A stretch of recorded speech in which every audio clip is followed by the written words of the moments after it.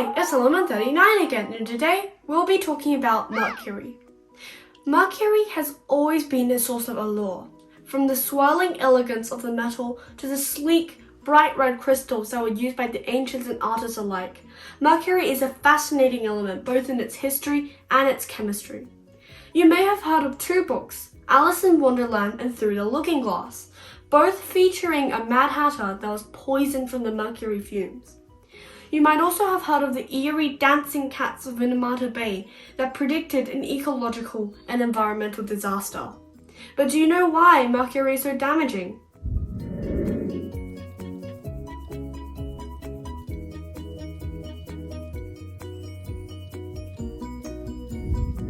Throughout history, mercury was employed by the learned and the ignorant.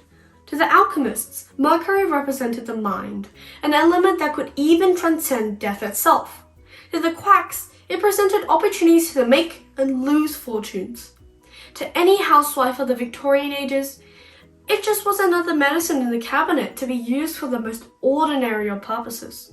Was there nothing wrong with this element, or was there something sinister hiding inside?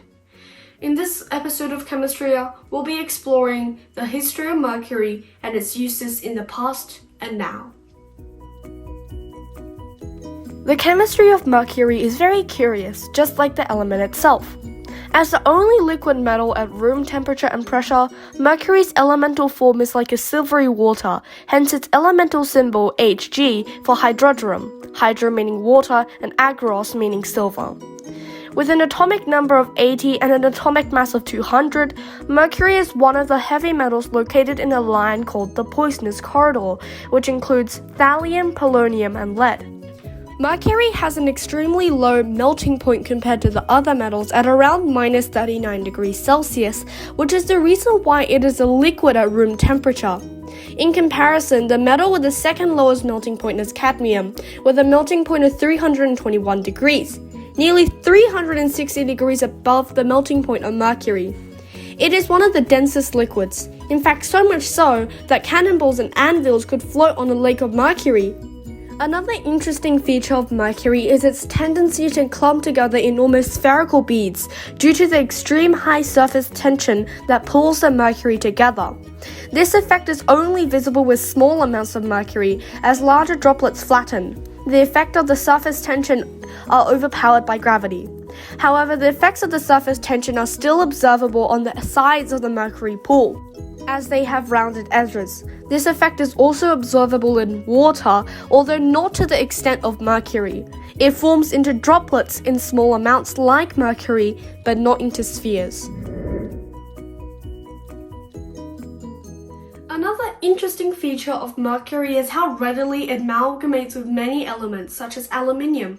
Normally, aluminium would coat itself in a layer of aluminium oxide to protect it from further exposure to oxygen. However, if the aluminium oxide layer is scraped off, mercury can burn through the pure aluminium to form a mercury-aluminium amalgam, which exposes more aluminium to the air.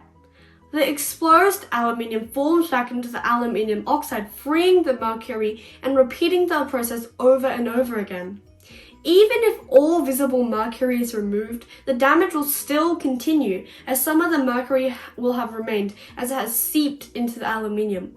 This process can cause an outsized amount of damage. Because mercury can cause such damage to aluminium, mercury is completely banned from being taken on aeroplanes, whose bodies are almost entirely made of aluminium.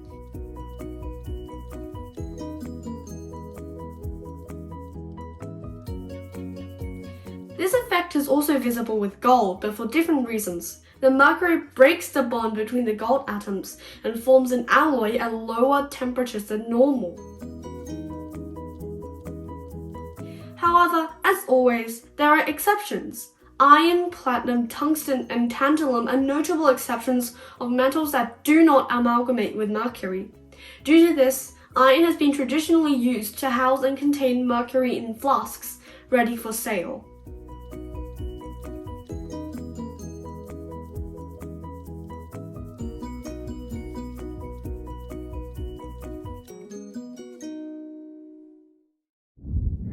Due to the mercury being a metal, it is also an excellent conductor of electricity and was used as switches in old doorbells and telephones.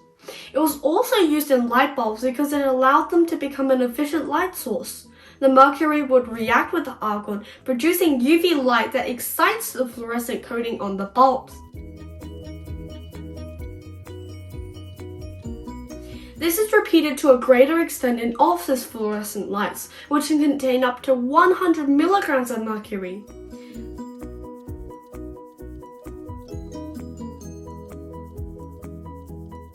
Mercury was also used in dental fillings, and it was easy to shape and could be made with relative ease. However, this practice is being phased out around the world due to concerns about toxicity. Some countries such as Sweden, Norway, and Denmark have even banned the practice. However, many countries still offer the mercury amalgam filling as a less expensive option to the white filling made of resins and various plastics.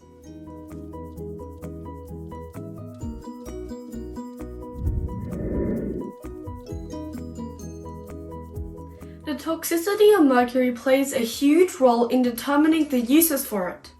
When mercury gets absorbed into the bloodstream, it can travel with the blood and pass the blood-brain barrier, a membrane that's supposed to protect the brain from bacteria. Upon entering the brain, mercury can cause severe neurological impairment, as well as harm the nervous system. Mercury salts can harm the eyes, are corrosive to skin, and harm the digestive tract. The effects are strongest on children whose minds are developing and fetuses.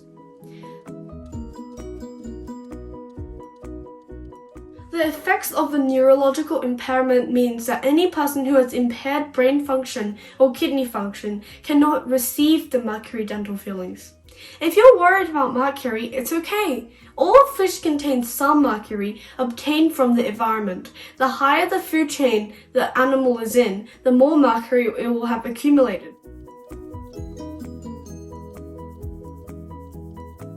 However, much of the seafood we eat nowadays contains mercury below the maximum safe levels of 2 micrograms per kilogram of human body weight.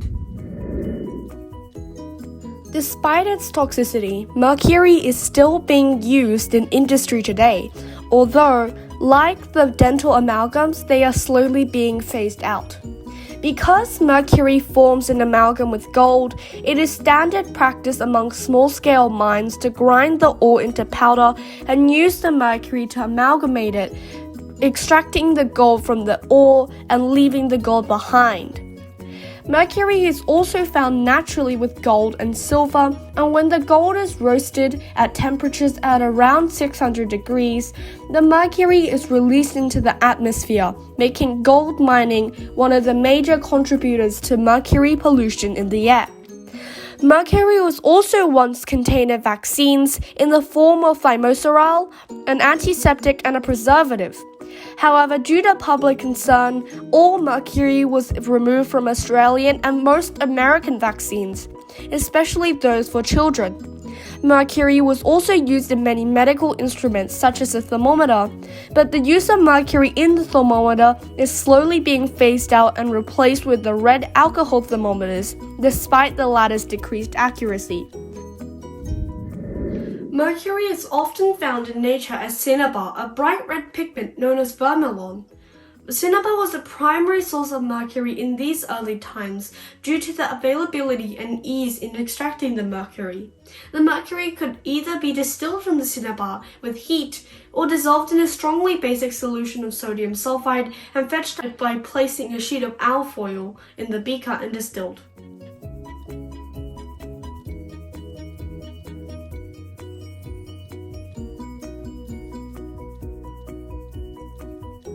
Cinnabar was also used as a pigment because of its bright red color. In ancient China, it was used as a paint in the lacquer boxes.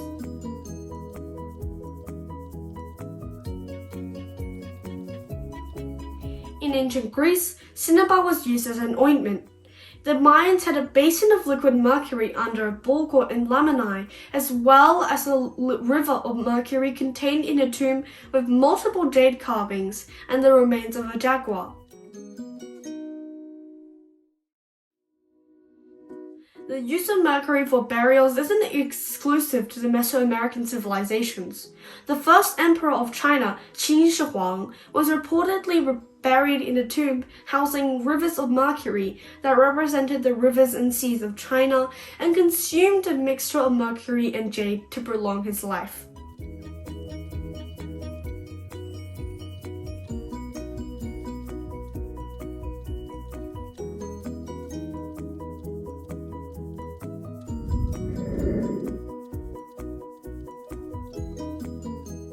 The use of mercury in rituals and offerings declined significantly as time went on. From medieval times, mercury was always regarded as part of the medicine cabinet. The great Swiss chemist Paracelsus, who opposed the humoral theory of Galen, said that three substances, salt, sulfur, and mercury, were the three principal elements keeping the body healthy. He also believed that these substances were very powerful as reactants, and therefore as medicine for the sick, leading to his quote, "The dose makes the poison." This was the relationship with the poison as time went on. In the Victorian times, many used calomel as a teething powder for children, often causing acrodynia, an ailment that affected many children until the causal substance was found to be the calomel contained in the teething powders. However, it was the horrific misuse of the mercury in syphilis treatments that made the load on the camel's back near breaking point. The Great Pox, a source of so much death, pain, and misery, went before, during, and after a pandemic of syphilis that had plagued Europe and eventually the world. Originating in Italy and Naples, the spread of the Great Pox started when the French invaded the areas as part of Charles VII's invasion of Italy, with an army composed of mercenaries from many different lands. Due to the success of the campaign, the soldiers threw an adulterous party and picked up the disease. The epidemic among the soldiers crippled the army and they conceded defeat. When the mercenaries returned to their native countries, they brought the disease with them, starting a pandemic that would stretch to over 500 years, spanning from the city of London to the New World. When the syphilis pandemic rose to its peak, many people used mercury as a cure to the disease, trying to minimize the suffering. People were desperate for a cure. Some consulted astrology, others prayed, all looking for the same thing, something that could curtail their suffering. As Paracelsus preached more and more, so did the quacks. Many took advantage of the pandemic, pressing their cures to be a cure to the Great Pox, some using the so-called holy wood, others still bent on using mercury. Treatments included bathing the person within a vat of heated mercury and encouraging them to breathe the vapors that emanated from it, a potent form of mercury poisoning as some form of sick follow-up to Paracelsus' theory. Many governments and monarchies also tried to slow the spread by closing brothels and banning mixed bathing to varying degrees of success. In fact, the use of mercury by quacks is so well known that many artists in the 18th and 19th centuries frequently caricatured the syphilitics and the quacks. A series of prints by William Hogarth, Marriage à la Mode, shows the effects of syphilis and the lifestyles of the rich and wealthy at the time, which has also been thought as an early form of education about the early symptoms of the disease. Even to this day, we're not sure if mercury helped cure the syphilis or that it moved on to its latent stage, where the syphilis is dormant and there is no indication of infection. Many died as a result of the treatment, and there were doubts on its effectiveness as time went on, as the treatment had horrific side effects. However, if the syphilis was allowed to progress beyond that stage, there would be necrosis, irreversible damage to the organs, and death. It wasn't until the early 20th century where a cure to syphilis was found, and until 1929 when a completely safe cure was found in the form of penicillin. Mercury's misuse as a cure to syphilis was already a sign that mercury did more harm than intended, but it seems that the medical establishment had not yet realized how much more harm than good mercury does to the human body. Yet all of that was going to change in 1793. The year started normally enough. The winter and spring were mild and wet, but the summer was not. June was hot and dry and had steadily gone on to be a drought. Since late 1792, there had been small-scale epidemics of scarlatina, gastroenteritis, and influenza. The hot and dry weather was seen as an ominous sign of what was going to come. Earlier in July, many European refugees fled the West Indies, now known as the Caribbean. Because of a combination of a slave revolt and an epidemic of yellow fever, many of the French residents fled the West Indies, many destitute and sickly. Nearly 2,000 of these people fled to Philadelphia, bringing the tropical epidemic diseases from the tropics. In late July of 1793, the first cases of the yellow fever were reported on the waterfront of Philadelphia, and the first signs of the epidemic were detected. Though there was considerable debate over the origins of the epidemic at the time, in retrospect the cause should have been obvious, as the tropical diseases stemmed from the refugees, all of whom came from the tropical West Indies. Over the next few months, the yellow fever epidemic had blown up to such proportions that many of the physicians who were left living fled Philadelphia. Of the remaining 13, 10 died, leaving only three to change the thousands of people being infected every day.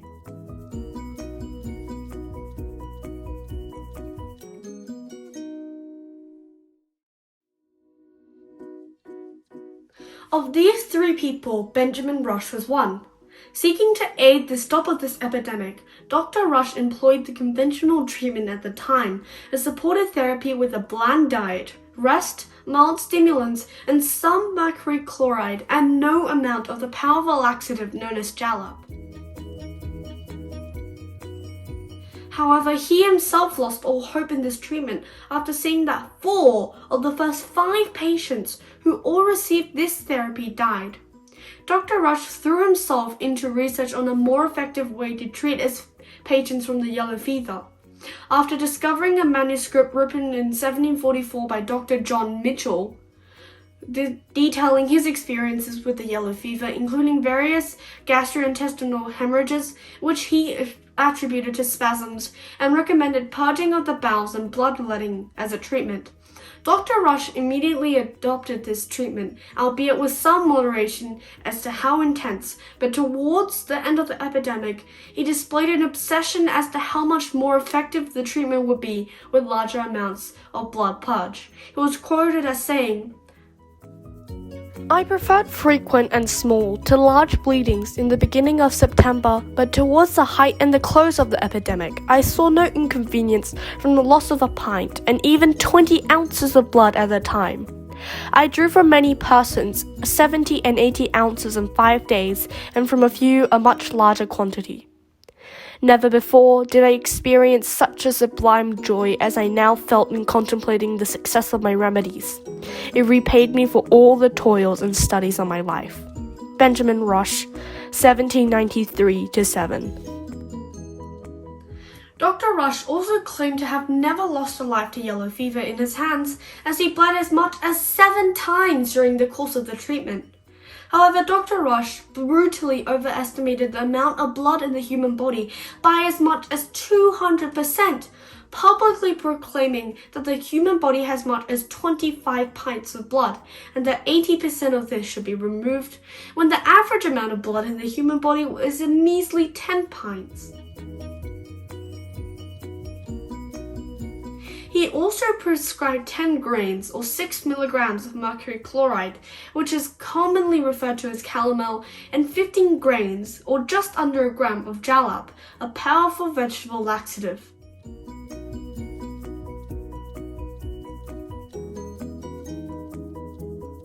The combined effects of these potent cathartics prompted the frequent black stools and bleeding before yielding some shreds of mucus, the target of his cure.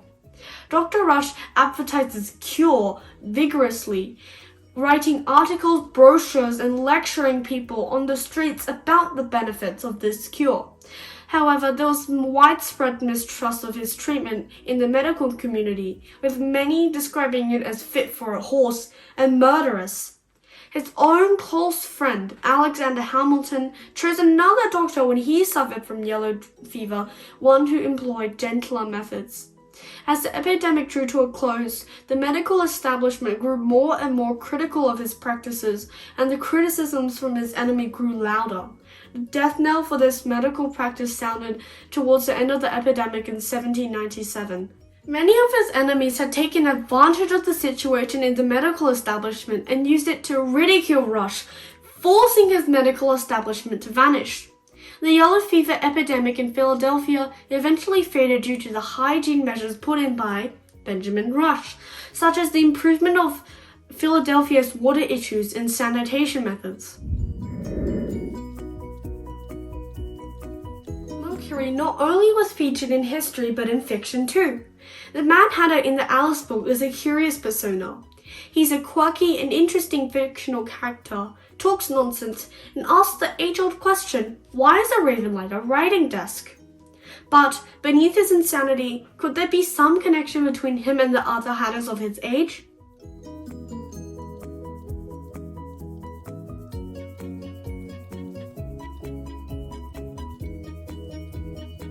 Throughout the 18th and 19th centuries, hats were all the rage. Many hats at this time were made with felt, a fabric material which was made in-store by the hat makers. At first, people used beaver felts, which was utilized ever since ancient times to create felt. Due to the relative ease in which the fur could be separated from the skin, beaver felt was readily used for making hats.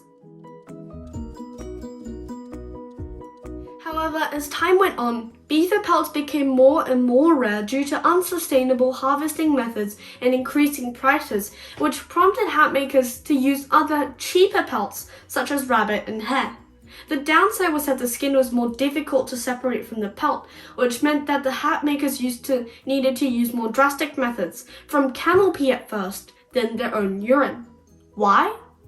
Hatters used urine because it had high concentrations of two chemicals, nitrogen and urea, both of which disrupt chemical bonds and cause protein denaturation, which destroys the properties of their proteins by unfolding their molecular structures, making the process faster and easier to meet commercial demands.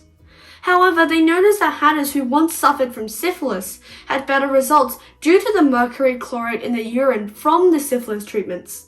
As a result, many hatters adopted the use of mercury in the felting process as mercury nitrate, which could be easily made with nitric acid and mercury metal. Now, hat makers could keep the production of felt hats up with the voracious appetite of the market. The story ends here, or does it?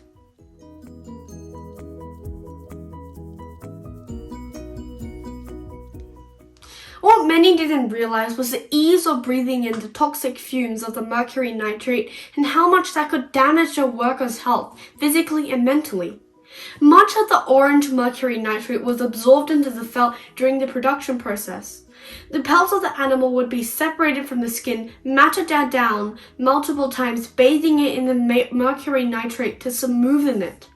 Then the felt would be dried and shaped into cones and soaked into water a number of times, releasing much of the mercury soaked in as vapors. As a result, many hatters experienced symptoms which included pathological shyness, irritability, and small tremors, which are called the hatter's shakes. Now called erethism, these are widely established to be the starting symptoms of the mercury poisoning.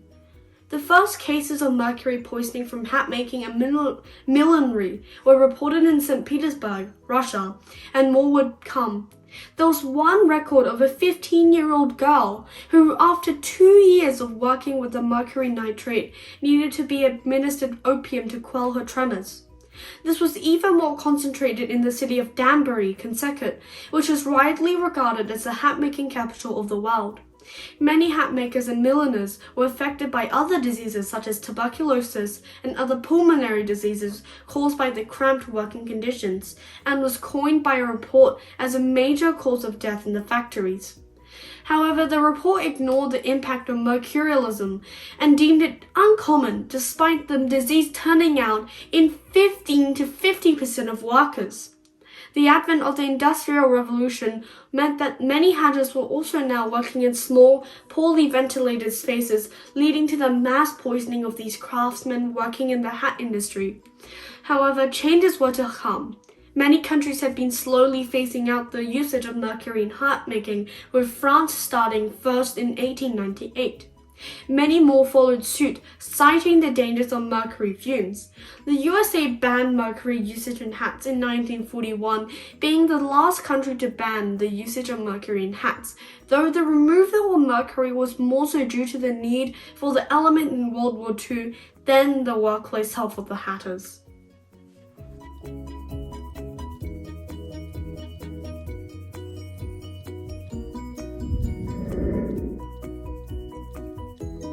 If you thought the treatment of the hatters wasn't horrific enough, the treatment of the victims of Minamata disease was even worse. This small Japanese town, Minamata, was a beautiful place, surrounded by idyllic scenery and beautiful wildlife. What more was there to ask? Jobs were plentiful, and fresh seafood was always an option. In short, 1950s Minamata was a paradise, until the disease arrived. Minamata was home to a chemical factory owned by the Shiso Corporation. Ever since 1932, the factory made acetaldehyde, an extremely important chemical that was then a precursor to many other chemicals, including acetic acid and some plastics, using mercury sulfate as a catalyst. When it started producing it in 1932, the output was as little as 210 tons. By the early 1950s, it had risen to 6,000 tons. The mercury catalyst was then included with the wastewater and dumped into the Minamata Bay. This dumping of untreated wastewater in the Minamata Bay harmed many of the fisheries in the area. In 1926 and 1943, Shiso paid the local fishing cooperative as compensation for the dumping. However, it was in 1956 when the woes began. On April 21, 1956, a 5-year-old girl reported to the Shiso Corporation Hospital, reporting convulsions as well as difficulty walking and speaking. 2 days later, her little sister checked into hospital, showing the same set of symptoms. The mother informed them that their neighbors' daughters were also experiencing the same symptoms. After conducting a house-to-house investigation, 8 more were hospitalized. A month later, on May 1st, the hospital director informed the local public health office of the startling discovery as an epidemic of unknown disease of the central nervous system. To sort out the epidemic, the local government teamed up with various doctors to investigate the disease, labeling themselves the Strange Disease Countermeasures Committee. Due to the location of the first cases, the disease was thought to be highly contagious, and as a precaution, quarantined the patients and thoroughly cleaned their houses in an attempt to stave off the infection. However, this had the unintended consequence of contributing to the stigmatization and the discrimination suffered by patients and their families. During the investigation, the committee also found strange anecdotal reports on wildlife surrounding the area. Cats would start convulsing, go mad, and die. Crows would drop dead from the sky, and seaweed no longer grew from the seabed. What was going on?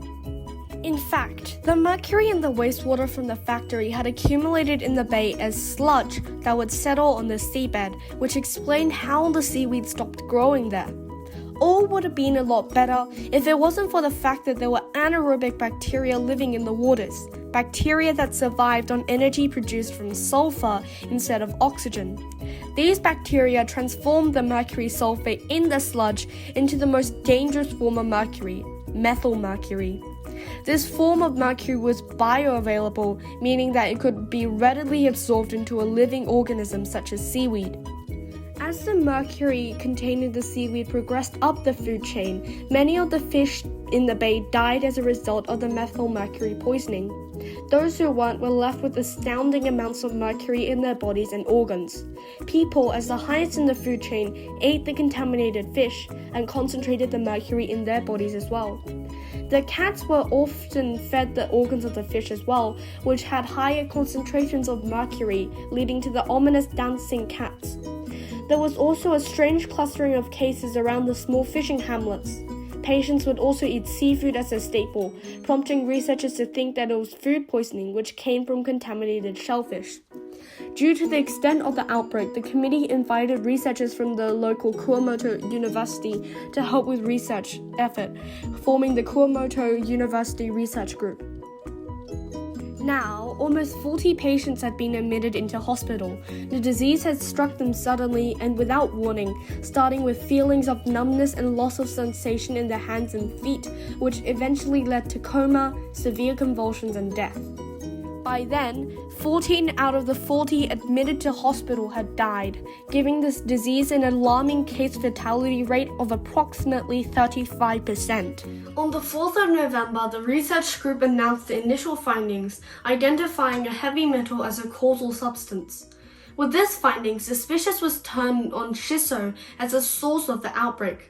Shiso knew that their wastewater contained high amounts of toxic substances and elements including lead, mercury, manganese, arsenic, thallium, selenium, as well as copper. The contaminant was first proposed to be manganese, and it was found in high concentrations in the organs of fish and of the dead. A multiple contaminant theory was also proposed, but to no avail. However, in 1958, a British neurologist suggested that the source of the disease could be mercury, as the symptoms were consistent with that of organic mercury poisoning. In 1959, the group investigated the mercury distribution in Minamata Bay, which shocked the researchers involved. Mercury was to be found at extremely high concentrations in plant, fish, and sludge, almost 2 kilograms per ton, an amount that made it possible to mine and extract the mercury from the sludge. Shiso, being the source of the outbreak, did not cooperate with the group and in trying to undermine their research by hiring a team of scientists to investigate other causes to the outbreak and ordered their top physicians to stop experimenting with cats and the outbreak.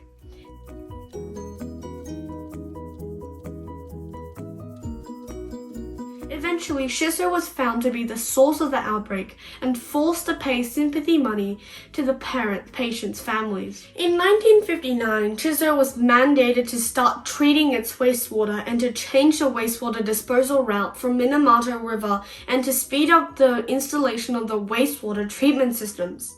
Shiso complied, installing the cyclator to treat the wastewater.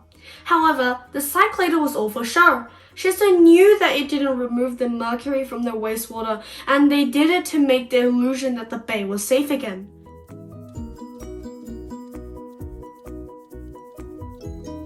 The illusion worked, and it persisted until a group of the disease victims and their parents sued Shiso for compensation in 1969.